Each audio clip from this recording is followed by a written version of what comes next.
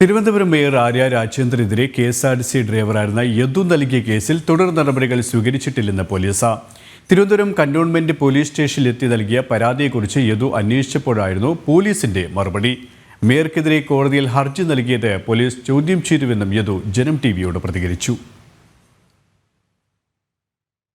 Thiruvananthapuram mayor Arya Rajendran KSRTC driver Yadu വിവാദം ആരംഭിച്ച് മാസം 1 കഴിഞ്ഞിട്ടും നാളിതുവരെ താൻ നൽകിയ പരാതിയിന്മേൽ പോലീസ് അന്വേഷണം നടത്തുന്നില്ലെന്ന് ഡ്രൈവർ.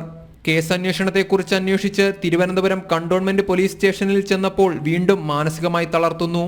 മേയർക്കെതിരെ കോടതിയിൽ ഹർജി നൽകിയതിന് cantonment police station circle inspector ചോദ്യം ചെയ്തെന്നും തന്റെ പരാതിക്കെതിരെയുള്ള അന്വേഷണം നിർജീവമാണെന്നും കെഎസ്ആർടിസി ഡ്രൈവർ പറഞ്ഞു. ആദ്യം ഞാൻ ഇവിടെ പരാതി തന്നിട്ട് നിങ്ങൾ എടുക്കാത്തോണ്ടല്ലേ ഞാൻ കോടതി കൊടുത്തതെന്ന് അവർ അന്വേഷിക്കൂലെന്ന് തന്നെ. അതായത് എന്നെ പ്രതിയേക്കാനുള്ള ഇതാണ് നടന്നുകൊണ്ടിരിക്കുന്നത്. കേസ് നേരാവണ്ണമൊന്നുമല്ല, കേസ് മരിച്ച ഒരു അവസ്ഥയിലാണ്, നിർജീവമാണ്. എൻ്റെ കേസ് അന്വേഷിക്കുന്നേ ഇല്ല.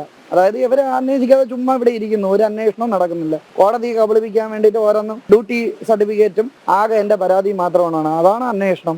ഇനി എന്ത് ചെയ്യുന്ന വക്കീലിൻ്റെ അടുത്ത് ചോദിച്ചാലേ അറിയുള്ളൂ. അല്ലാതെ ഞാൻ ഇവിടെ ഇരുന്ന് കുത്തിയിരിക്കേണ്ടി വരും. അതാണ് ചെയ്യേണ്ടത്. ഞാൻ കുത്തിയിരിക്കേണ്ടി വരും.